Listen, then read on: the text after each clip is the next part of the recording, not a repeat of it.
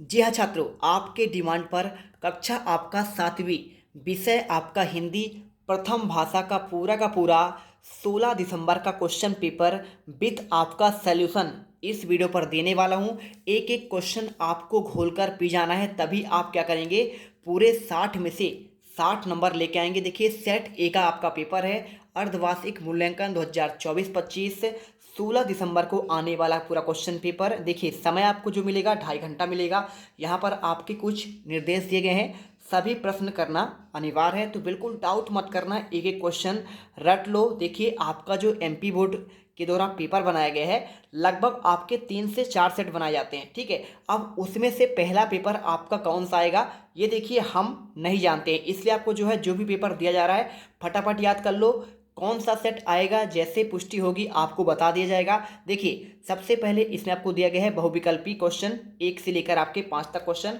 पहला जो आपको क्वेश्चन पूछा गया है ना, कल सरिता समारोह में गई थी, ये आपका 5 नंबर क्वेश्चन दिया गया है। देखिए, अभिवंदन करने गई थी, या फिर अभिवादन करने, अभिनंदन करने, या फिर आपका अभिचंदन। तो आप देखिए आंसर सिंपल सा आपका यहाँ पे हो जाएगा, क्या हो जाएगा, देखिए आपका अभिवादन हो जाएगा, ठीक है।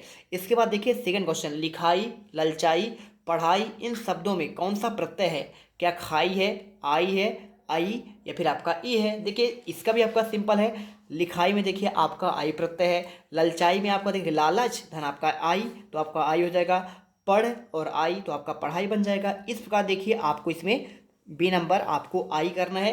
क्वेश्चन देखो आपका तीसरा क्या दिया गया है, आज रविवार का दिन है, वाक्य में रेखांकित शब्द का समानार्थी कौन सा होगा, ठीक है। अब देखिए दिनकर ए नंबर में दिया है, बी नंबर में दिवाकर दिया है, तीसरे में आपका दिवस दिया है, चौथे में आपका भास्कर दिया है। तो आप आंसर देख लीजिए क्या हो जाएगा, सी नंबर हो जाएगा आपका दिवस होगा, ठीक है। आप आंसर लिख लेना, देखिए दिन और दिवस आपके देखिए वासरह, ये आपके सभी आपके समानार्थी हैं यानी पर्यायवाची। चौथा क्वेश्चन देखो, समझ का विलोम शब्द कौन सा होगा, ना समझ, बुद्धिमान, होशियार, या फिर आपका समझा। तो देखिए समझ का आपका हो जाता है आपका ना समझ होता है। देखिए और देखिए, अगर कोई मूर्ख होता है तो उसका आपका यहाँ पे विलोम अगर पूछता तो आपका बुद्धिमान होता है ना। तो आपको ऐसे करना है।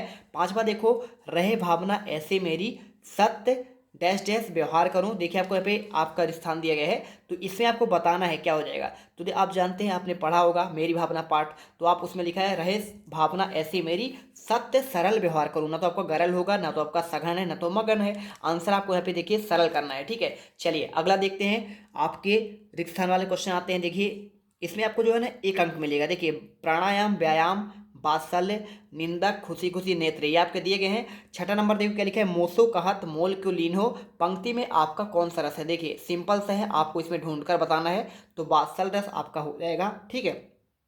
आप जानते हैं रसों की संख्या आपका 10 मान जाती है, और उसी में एक आपका वात्सल रस भी होता है ना। जैसे आप छोटे बच्चों से माँ प्रेम कर रही है, वहाँ आपका वात्सल रस होता है, ठीक है। चलो अगर आप देखो यहाँ पे पहली बार विजिट कर रहे हैं, टेंशन मत लो, टॉप करोगे इसकी गारंटी हमारी है। बस आपको देखिए पूरे 60 में से 60 नंबर मिलेंगे, डाउट मत करना, है ना। आपको करना क्या है, बस आपको ध्यान से पढ़ना है। देखिए 7वां क्वेश्चन, अष्टांग योग का चौथा अंग कौन सा है, पूछा गया है अंग, तो आपका देखिए इसमें हो जाएगा आपका प्राणायाम हो जाएगा, ठीक है। 8वां देखिए, निंदा करने वाले व्यक्ति को डैश डैश कहते हैं, तो आपका निंदक कहते हैं। इसके बाद देखो 9वां नंबर क्वेश्चन क्या दिया गया है, यहाँ पे बच्चे डैश डैश काली का जुलूस देखने गए, जानते हैं क्या, खुशी खुश जाएंगे, तो आपको खुशी जो है यहाँ पे भर देना है, ठीक है। कोई दिक्कत नहीं, आगे बढ़ते हैं।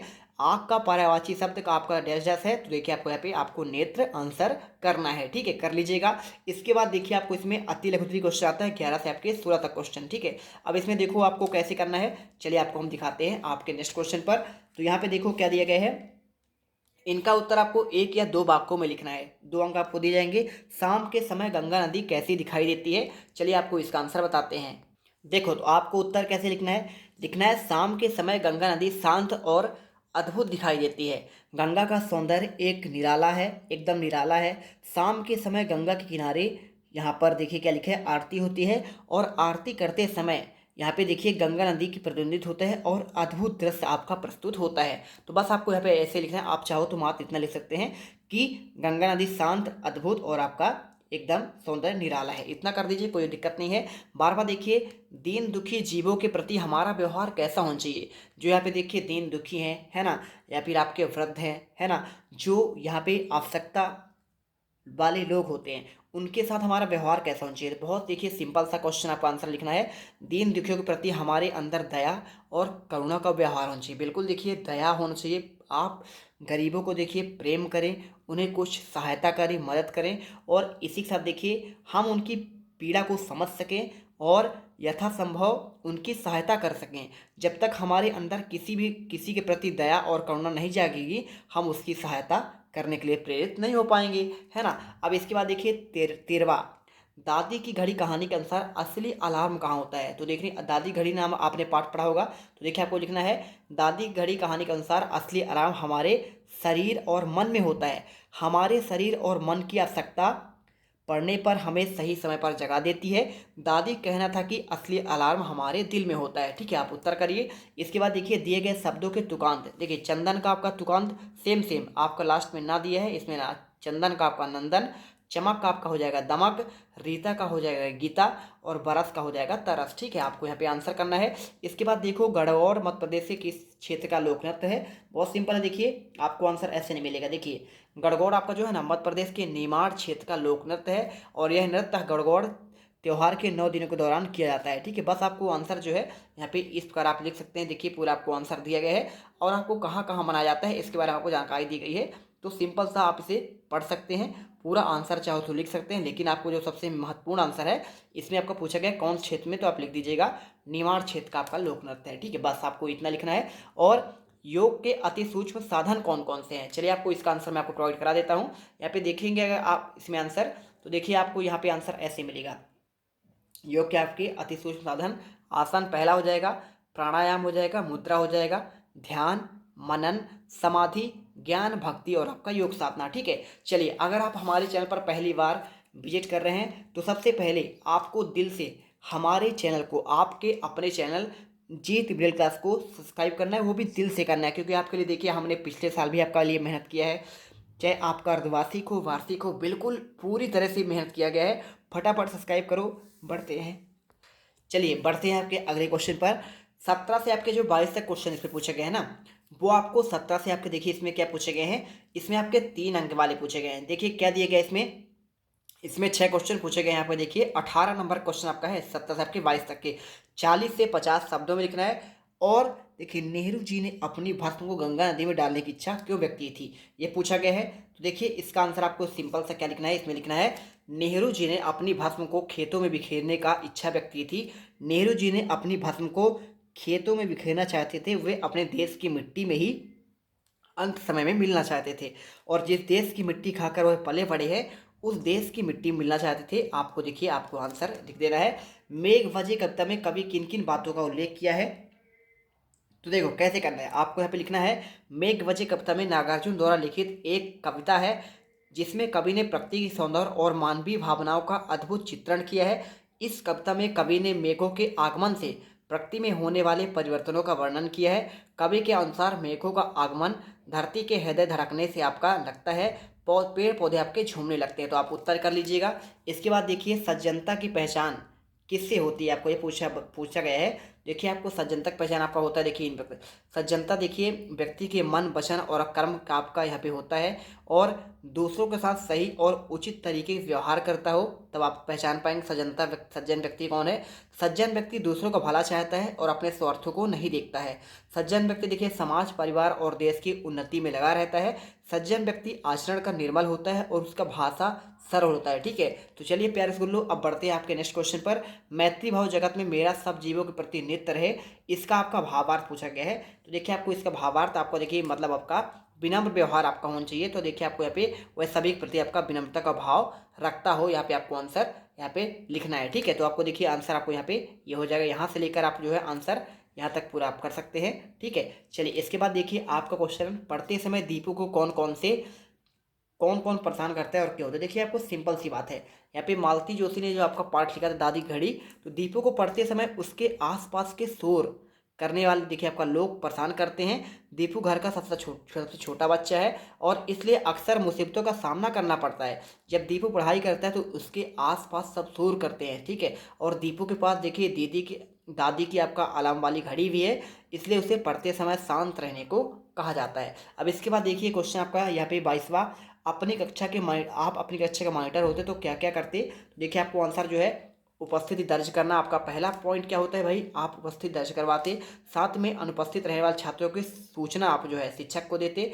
इसी के साथ देखिए प्रत्येक पाठ के चाक बोर्ड को यहाँ पर मिटाना कक्षा व्यवस्था अनुशासन बनाए रखने में शिक्षक की सहायता करते। और साथ में देखिए आपको यहाँ पे जो है क्या पूछा गया है इसमें, देखिए यहाँ पे स्कूल की सभाओं और कार्यक्रमों में कक्षा का प्रतिनिधित्व करना और शिक्षक का आपका फीडबैक आप प्रदान करते। आप यहाँ पे आंसर कर लीजिए। इसके बाद देखिए आपको क्वेश्चन 23वां दिए गए हैं, किसी एक महापुरुष के बारे में आपको देखिए 100 वाक्य लिखना है। क्या लिखा है देखिए, जवाहरलाल नेहरू, महात्मा गांधी, सुभाष चंद्र बोस के बारे में। देखिए तो आप इसमें जो है ना कैसे आप लिखेंगे, आप इसमें 100 वाक्य मतलब आप 10 वाक्यों में लिख सकते हैं। बिल्कुल देखिए महात्मा गांधी के बारे में आपको हम बता दे रहे हैं। महात्मा गांधी जी का वास्तविक नाम मोहनदास करमचंद गांधी है। 2 अक्टूबर 1869 को गांधी जी का जन्म गुजरात के पोरबंदर नामक जिले में हुआ था। इस दिन को विश्व अहिंसा दिवस और गांधी जयंती के रूप में हम जानते हैं। इनके पिताजी करमचंद गांधी एक दीवान थे। इनकी माताजी पुतलीबाई का आपके धर्म के प्रति काफ़ी झुकाव था। इनका विवाह केवल 13 वर्ष की आयु में कस्तूरबा गांधी से कर दिया गया था और इन्होंने अपनी कानून की पढ़ाई लंदन से पूरा किया। गांधी जी ने जीवन के 3 सिद्धांत बताए, सत्य, अहिंसा और आपका ब्रह्मचर्य हो गया। इन्हें हमारे भारत के राष्ट्रपिता के नाम से भी जाना जाता है। ये एक महान राजनीतिक और आपके समाज सुधारक थे। आपको जो है इन 10 वाक्य में आंसर करना है। मेरी भावना कविता का मुख्य आपका भाव जो है अपने यहाँ पे क्या लिखना है, इसमें आपको लिखना पड़ेगा। ठीक है, तो कैसे लिखेंगे देखिए आपको हम इसका भी आंसर आपको प्रोवाइड करा दे रहे हैं, बिल्कुल आप टेंशन मत लीजिएगा। देखिए तो आपको उत्तर में क्या लिखना है, जब मैं सदाचारी लोगों को देखता हूँ तो मेरे हृदय में उनके प्रति प्रेम की भावना उत्पन्न होती है। मैं तन मन धन और कर्म से ऐसे लोगों की सेवा करने जहाँ तक हो सके मन की शांति प्राप्त कर सकता हूँ। मैंने दूसरों के ऊपर जो उपकार किया है मैं कभी नहीं भूल सकता और मुझे किसी प्रकार की कोई शत्रुता नहीं रखनी चाहिए। आपको देखिए उत्तर इसमें लिखना है। दीपू की घड़ी कहानी के पात्रों के बारे में अपने शब्दों में लिखना है। तो चलिए आपको जो है इसका भी आंसर आपको मैं प्रोवाइड करा देता हूँ। देखिए एक एक क्वेश्चन का आपको जो आंसर है ना अच्छे से याद करना है, बिल्कुल आपको छोड़ना नहीं है। ठीक है, तो एक एक क्वेश्चन आप इसे अच्छे से पढ़ लीजिएगा।